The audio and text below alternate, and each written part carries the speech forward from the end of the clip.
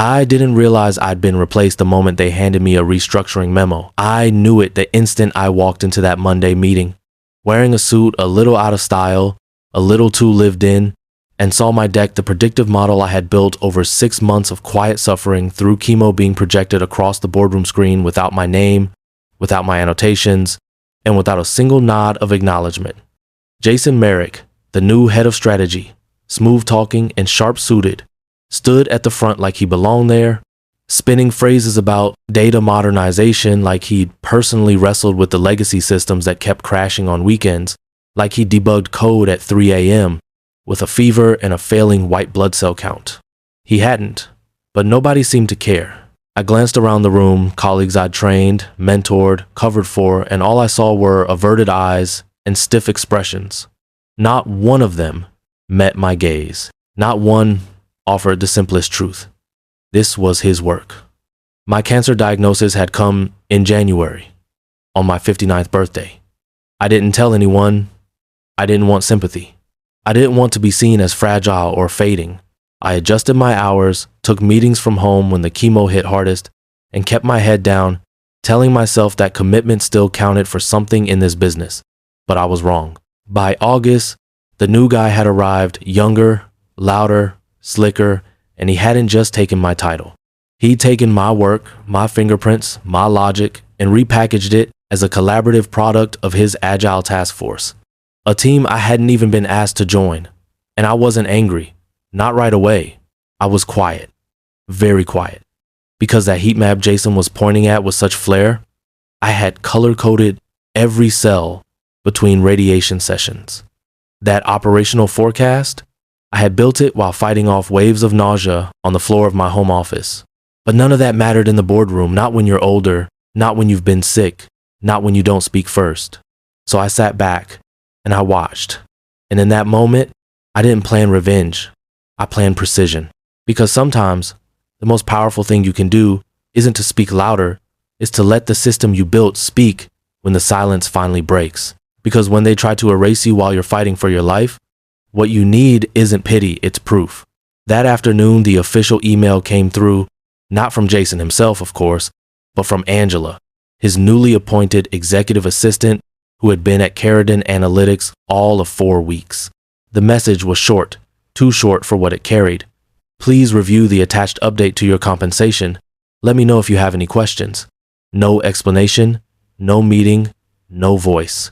Just numbers. Numbers that told me my salary had been slashed by nearly 20%, effective immediately, under the vague umbrella of role realignment. I didn't ask questions not because I wasn't furious, but because I already knew the answer. Jason needed room in his budget, not for operations, not for client growth, but for his personal strategy pod, a team made up almost entirely of former colleagues from his last job on the West Coast, none of whom had touched a live model or client-side build in over a decade. They weren't brought in to contribute. They were brought in to surround him, to insulate his position, to echo his buzzwords and validate his presence. And to make space for them, someone like me, aging, recovering, quietly competent, had to be nudged out without ever being asked to leave. I didn't respond to Angela's email. Instead, I opened the original file Jason had showcased that morning and began combing through its metadata. Every tab still bore my user stamp, every pivot table still carried my logic signatures, and the version history archived on our compliance server remained untouched. He had copied, reformatted, and re-exported the model under a new name, but the bones were still mine.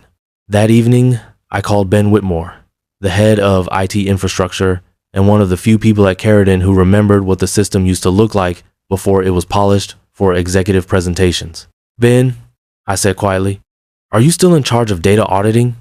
He hesitated only a moment, still hanging on, though Merrick's freezing every request that doesn't have the word innovation in it. I nodded, even though he couldn't see me. "Good," I said. "I need you to leave 3 audit triggers exactly where they are. No cleanup, no patching, just leave the footprint." There was silence on the line, but not resistance. Finally, he said, "Okay, just tell me when this stops being quiet." I didn't answer, because this wasn't a protest, it was a calibration. Jason had walked into a structure he thought was ornamental. What he didn't realize was that the silence around it wasn't absence, it was architecture. By Friday, without warning, my access to the Strategic Resource Planner, a system I had helped design over 2 fiscal cycles, was quietly downgraded.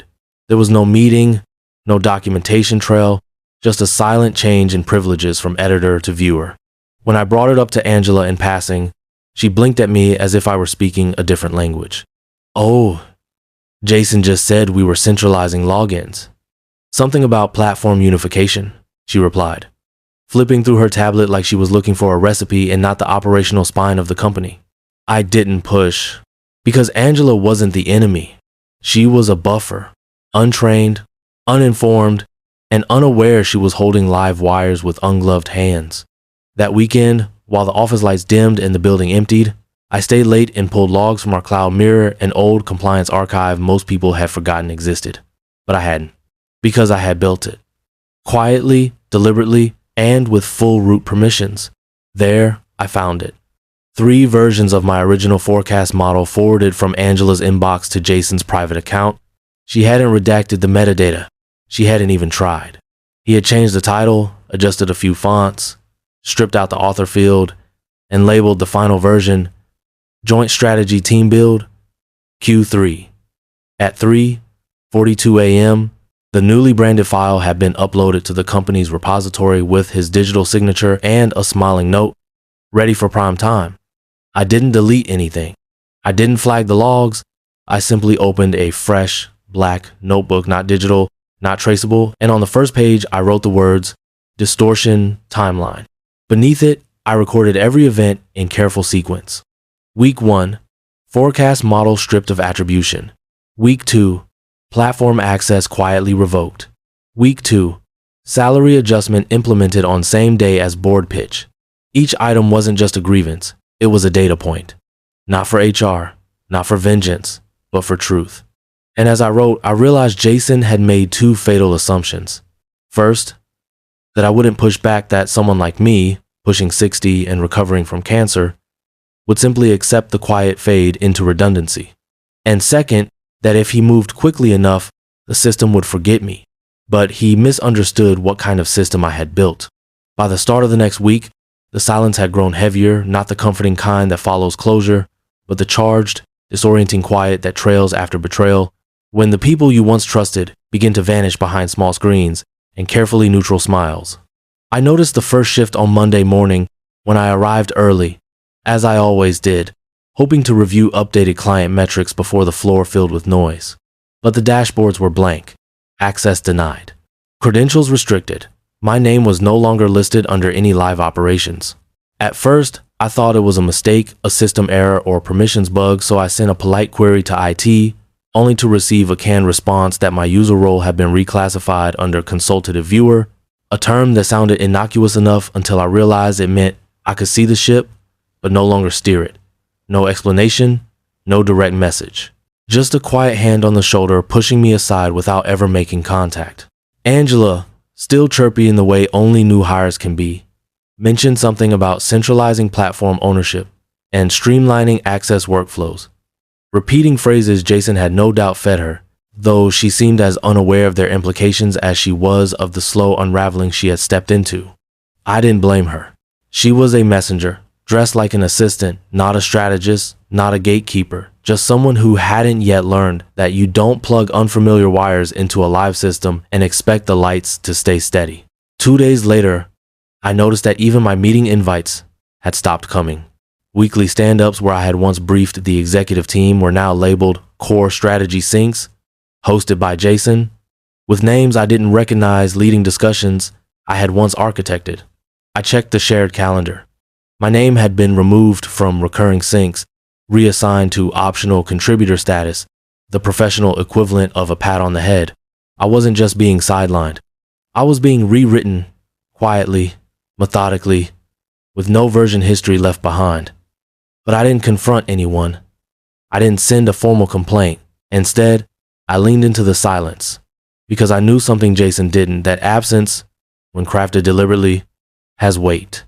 That silence, when paired with observation, becomes a mirror. So I changed my routine. No more early starts. No more quiet prep in the shadow corners of the office. I arrived later now, during peak visibility.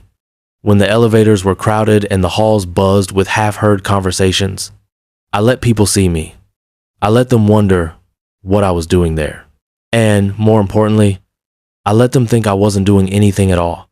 I delayed reports by version number, just enough to disrupt the sync flow without setting off alarms. I asked Angela to resend platform permissions for tools I knew were locked, and when she hesitated, I copied our shared Slack threads to the operations channel, because confusion becomes evidence when you let it surface where everyone can see.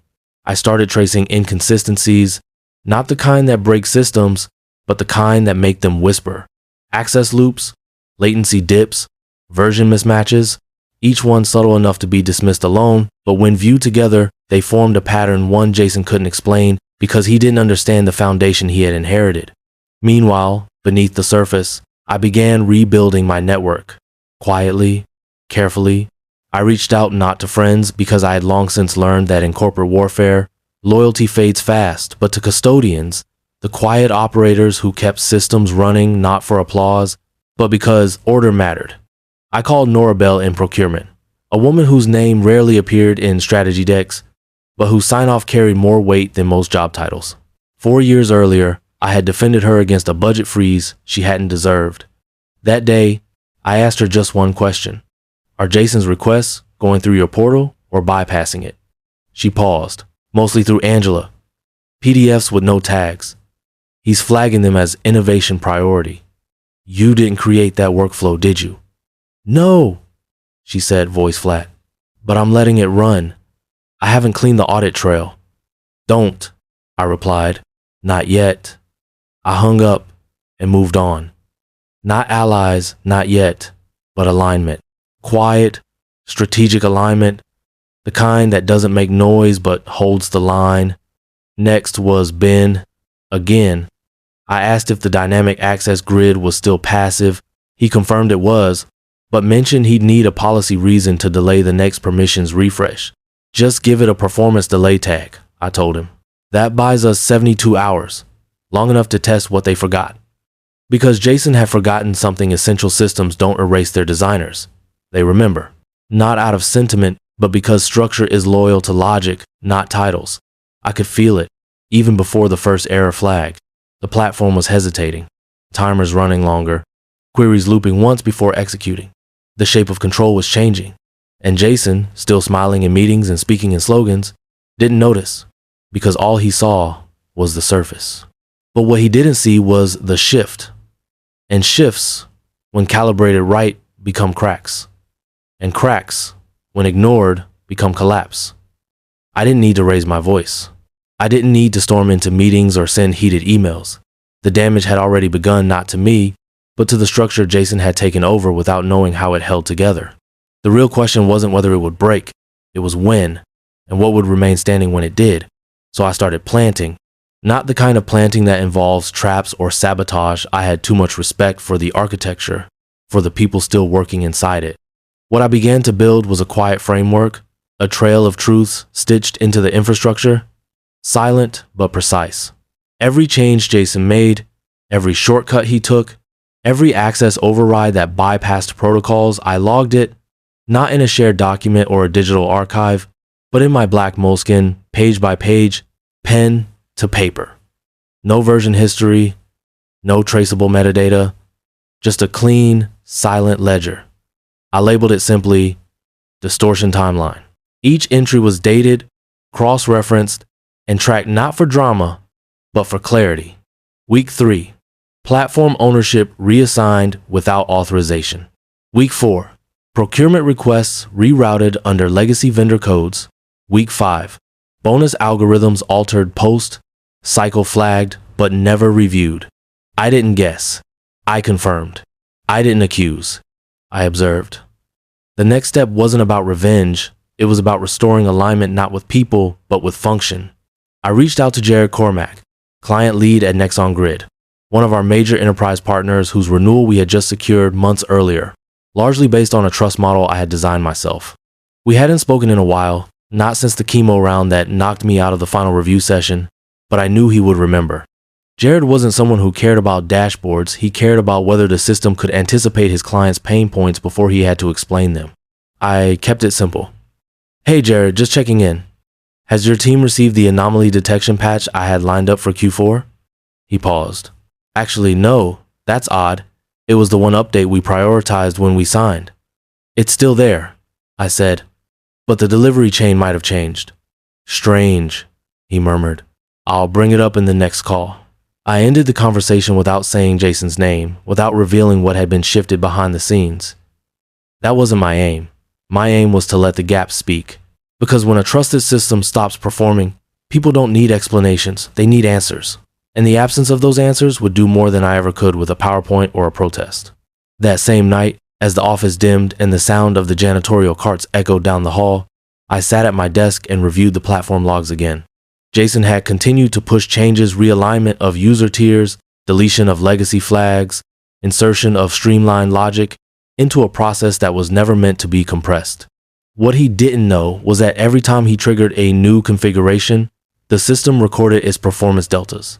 Not for him, for me. Because I had written the schema before he arrived. I didn't stop him. I didn't block him. I simply let the system run as it was built to run with integrity. And when that integrity was violated, it didn't scream. It paused, it looped, it hesitated, and eventually it spoke. Meanwhile, I called Adrian Wells, our finance systems analyst and one of the few remaining people who had read the bonus attribution logic I wrote 2 years ago. He wasn't a close colleague, but he respected the math. Adrian, I asked, have you noticed anything odd in the new performance bonus allocations? He chuckled lightly. Other than the fact that Jason's name suddenly appears in almost every Q3 initiative, yeah, some of the triggers don't match. I've got algorithms firing off on flags that didn't even exist in the last baseline model. Don't patch it, I said. Not yet. I wasn't going to, he replied. Something feels off. None of these conversations were about loyalty. No one pledged allegiance or asked how they could help. That was the beauty of it. This wasn't a coup. It was gravity. It was inertia meeting friction.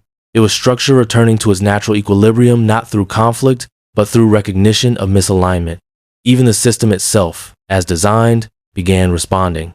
Not by crashing, but by rejecting incongruence. A single requisition tagged under a deprecated procurement path got bounced back twice. Nora didn't fix it. She sent it forward. A budget request missing audit flags was delayed. Ben didn't intervene. He let it time out. And when Jason's own trust token expired mid-dashboard demo, the system didn't alert. It simply waited because that's what legacy does. It doesn't scream when disrespected. It pauses until someone notices it's missing. By the end of that week, 3 nodes in our workflow had stalled. No outage, no fire. Just silence, the kind that tells you the machine has detected a foreign signal and is holding, quietly, for verification. I let it hold. Because sometimes when you've been erased quietly, the only thing more powerful than reclaiming your name is proving it was never gone. You just let the system speak, and when it does, even the loudest voices in the room can't talk over it. The moment the system began to hesitate, I knew the clock had started. Not a countdown to collapse, but to clarity, the kind that doesn't arrive with noise or flashing lights, but with small anomalies that grow into questions no one can answer. I didn't push it. I didn't force it. I simply let the framework respond to what it no longer recognized. It began on a Tuesday morning during Jason's leadership sync, which he hosted religiously each week, part performance, part strategy, posturing, where he demanded updates from teams he barely understood. This time, though, the invite never reached half the department.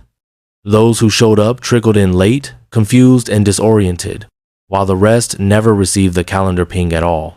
Angela blamed Outlook. Jason blamed user error. But I knew the truth. The system hadn't failed, it had reprioritized the queue.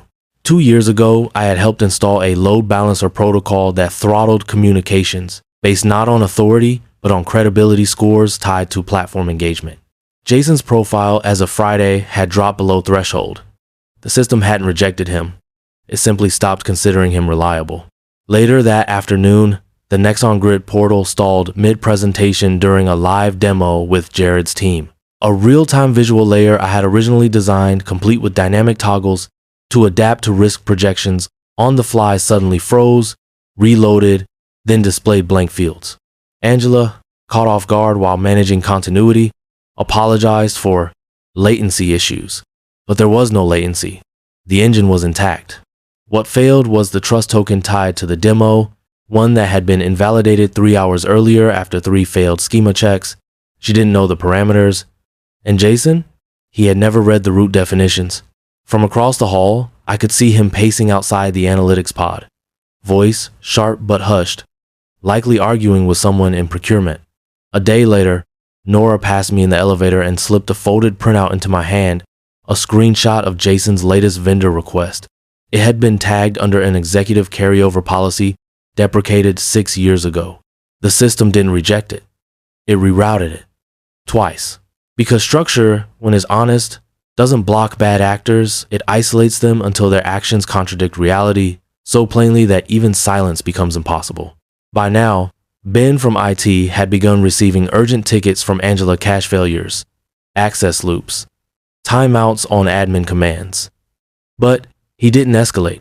He responded exactly as I'd asked him to weeks prior, with policy-based denial.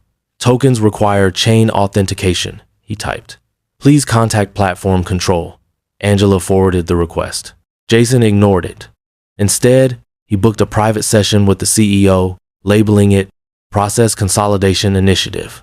I didn't attend, but I didn't need to. Because 15 minutes into their meeting, Jared called Martin directly, his timing deliberate, almost surgical. I've just reviewed the baseline projections, Jared said, loud enough to echo through the open corridor. I need to know who authored the original anomaly thresholds, because what we're seeing now doesn't align with what we signed off on. Jason tried to answer, but Jared cut him off. The person who built that model understood our risks better than we did, and I'm not seeing that intelligence reflected anymore. He hung up without waiting for a reply. Inside the room, I watched Martin slowly turn his laptop screen toward Jason. The file displayed was mine. My metadata. My timestamp. My version number. Jason didn't speak. Angela looked down at her notes, and for the first time since this entire unraveling had begun, the air in the room shifted tighter, more focused. It wasn't confrontation. It was recognition. The beginning of an end wrapped in the quiet acknowledgement that the structure they had tried to repaint was beginning to reveal its original blueprint. By Thursday, operational fractures became daily rhythm. Payroll submitted the wrong compensation file, bonus logic flagged duplicate entries, vendor tickets auto-closed before routing to approval. None of these errors were catastrophic alone, but together, they told a story. One of disconnection, one of incompetence. Not maliciousness, but still deeply damaging. And with each glitch, Jason's command over the flow weakened. Not through resistance, but through evaporation, the quiet withdrawal of confidence that no title can command once lost. Angela began showing up late to meetings, clutching mismatched reports, and printed dashboards that no longer aligned. She stopped making eye contact. Jason's presentation shortened. His voice tightened. I could see it in his gestures, the subtle shift from confidence to control, from control to frustration. He was managing symptoms, but he had lost the system. I passed Nora again that evening. She didn't stop, but as we crossed paths, she whispered just loud enough for me to hear, "Nothing's getting through. Everything's bouncing back." "Then stop sending," I replied. And she did. Because collapse doesn't always come with explosions. Sometimes, it arrives through stillness, the kind that makes people stop trusting, stop submitting, stop showing up altogether. And still, I said nothing. Because when a man spends months replacing every visible trace of someone else's labor, and that labor begins speaking without ever raising its voice, what's left isn't vengeance, it's clarity. And clarity, when sharpened by silence, cuts deeper than any confrontation ever could. By the start of the following week, the unraveling could no longer be hidden behind polished decks or buzzwords. The system wasn't simply misfiring, it was misaligned in ways too visible to dismiss and too complex for those now leading it to explain. And like a hairline fracture in glass, once the first line is visible, the rest appears in sharp succession. The first resignation arrived on Monday morning. Tara Mendoza, Director of Client Delivery, a woman who once pulled me aside during the early months of Jason's leadership to quietly ask if he actually understood the systems he was redesigning, submitted a one-line notice citing irreconcilable operational misalignment. No parting email, no goodbyes. Just silence, deliberate and complete. 2 days later, a second director left. Then a third. None stormed out. None aired grievances. But their absences began surfacing in project reports, in cross-functional meetings where suddenly no one could answer simple questions without checking 6 outdated dashboards or looping in 3 unrelated teams. Because when trust erodes, it doesn't shatter, it recedes, until what's left is an echo of confidence without the clarity to sustain it. Jason tried to plug the gaps by doubling down on visibility, using language that sounded strategic but carried no weight. "We're managing a transitional plateau," he declared during Thursday's alignment call, pointing at a pie chart whose segments no longer matched any known metric. "Momentum is building." No one responded. Angela arrived late again, juggling 2 half-printed reports with conflicting headers and misaligned fields. Across the table, Martin's gaze moved from her to Jason, then back to the charts, but he said nothing. He didn't need to. The silence in the room was no longer mine, it had spread. In departments across the company, behavior shifted. Conversations shortened. Slack messages included redundant screenshots and double confirmations. People stopped collaborating and started documenting. Ben from IT disabled auto approvals for high-level access. Nora in procurement locked vendor paths behind new compliance flags. Adrian in finance paused bonus automation, pending manual review. I hadn't asked them to do any of this. They were simply responding not to me, but to instability they could no longer ignore. Midweek, Jarrett submitted a formal request to reroute client servicing protocols under the prior configuration. He didn't say my name. He didn't need to. Within an hour, Martin approved the change. Jason, for once, didn't object. But that afternoon, I received a quiet message from Priya, a junior analyst who'd shadowed me for 1 reporting cycle months before. "They've asked me to rebuild the risk model," she wrote.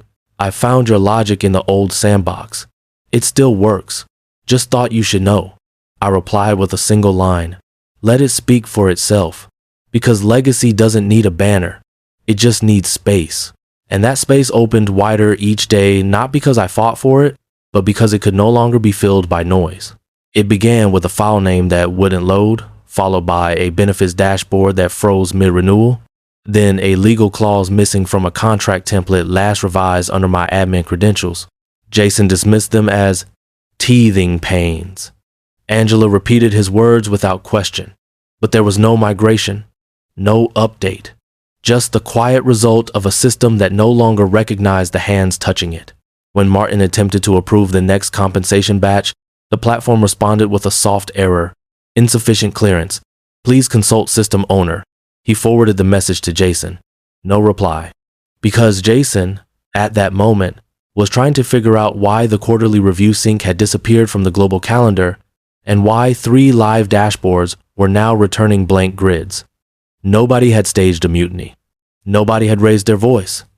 But the architecture had gone silent. At Martin's request, an emergency continuity review was scheduled. The room was full, but not aligned. Angela arrived 10 minutes late, breathless and disorganized. Jason entered moments after, holding a printout of log data that no longer made sense to him. He stood, visibly strained, and began reciting performance stats that no one believed. Martin waited, then interrupted. "Let me show you something," he said quietly, sliding a screenshot across the table.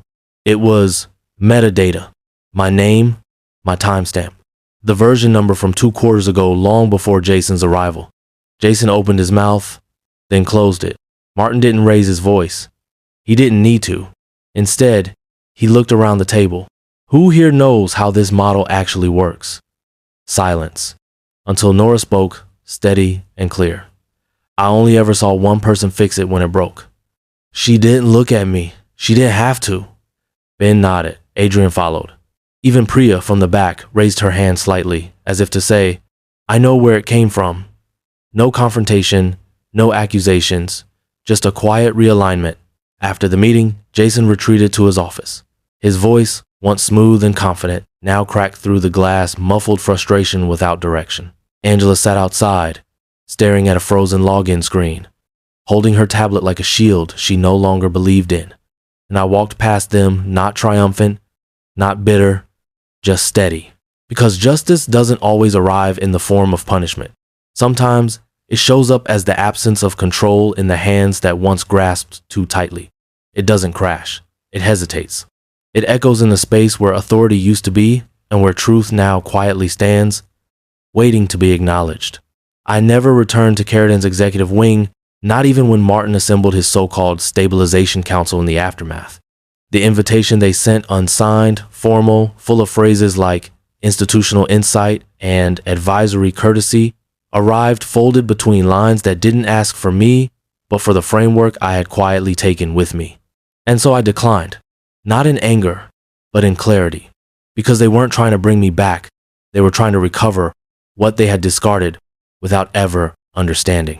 A week after Jason's departure, his exit announced in a neutral internal memo with no signature and no fanfare. I received a message from Monica Liu, a former infrastructure lead now consulting with the external audit team brought in by the board. Her note was short. Your documentation protected 3 departments. The board will see the rest in the full report. I didn't respond. Not because I was indifferent, but because acknowledgement was never the goal. The point was never revenge. It was alignment not of power, but of truth. Angela's login credentials vanished the following Monday. No notice, no email. Her calendar simply went blank. Files that had once rerouted through her assistant role now returned to original workflows, some bearing my name again, others simply marked with timestamps and audit trails that had outlived her involvement. People noticed. No one asked. And just like that, the system reset. Not loudly, not triumphantly, but with precision, the kind that only comes from something built for resilience, not attention. 2 days later, Priya forwarded me a quiet note from operations. They've asked me to rebuild the dashboard, but this time, they said not to remove the author tags. I said nothing. I just logged out of my last remaining admin credential, a final instruction I'd embedded in the system months earlier. It triggered on a specific threshold the day Jason tried to override the baseline schema I had written. When that line was crossed, the system revoked my access automatically. It knew what to do. I had planned for the exit before they even noticed my absence. Weeks passed, life moved on. And though Carradin continued on the surface, the heart of the company, the part built on consistency, care, and clarity had changed. I didn't try to reclaim my seat. I didn't publish an expose or write a long-winded farewell. Instead, I chose to build again this time. Somewhere smaller, quieter, with no appetite for noise masquerading as momentum. I joined Westridge Analytics, a modest firm with no slogans about disruption or velocity, just a team of steady professionals who treated systems as living things, not just tools. My new title wasn't flashy. Director of Structural Continuity. It sounded plain, almost forgettable, but it meant everything. I didn't ask for a team. They came anyway, drawn not by promises, but by trust. Former analysts, overlooked operators, even a few from Martin's original staff, not because I recruited them, but because something followed them, a memory of how it felt to work in a system that made sense. We didn't talk about dashboards, we talked about why the work mattered. I launched a cohort, a place for professionals over 40 who had been told they were too outdated, too slow, too analog for today's pace. Many had been caretakers, consultants, veterans of layoffs and silent exits. In that room, we didn't pitch ideas. We reclaimed value. There were no cameras, no keynote speeches, just stories. Stories of grit, of quiet loyalty, of systems that didn't crash. They simply stopped responding when no one bothered to ask how they were held together. And every month, the room filled, every seat taken. Not out of habit, but out of hunger for truth, for purpose, for belonging. The final message I ever received from Carradin came from Monica again, a forward from their board. Effective immediately, all platform protocols developed prior to Q2 will be reviewed against original author controls. Knowledge retention is now classified as critical risk. No apology, no name, just a timestamp. And that said everything. Because in the end, they weren't trying to recover me, they were trying to recover what I represented and what they had erased before learning how to value it. That's the thing about legacy. It doesn't live in job titles or office plaques. It's not measured in bonuses or quarterly charts. It lives in the systems that still answer the right questions, even after you've gone. In the silence that remains when you step away, and in the way people move when they finally feel the weight you carried for years, a weight they never noticed until it was gone. I never looked back. Because when your work is built on purpose, you don't need a spotlight. You just need to know that when the structure speaks, it remembers your name. If you've ever been made to feel invisible because of your age, your illness, or the quiet way you carry the load, let this be a reminder. Silence doesn't mean weakness, and legacy doesn't need to shout. If this story moved you, share your experience in the comments. Have you ever watched someone else take credit for what you built? Subscribe for more stories of justice, resilience, and quiet strength. Leave a like if you believe in standing tall even when no one is watching.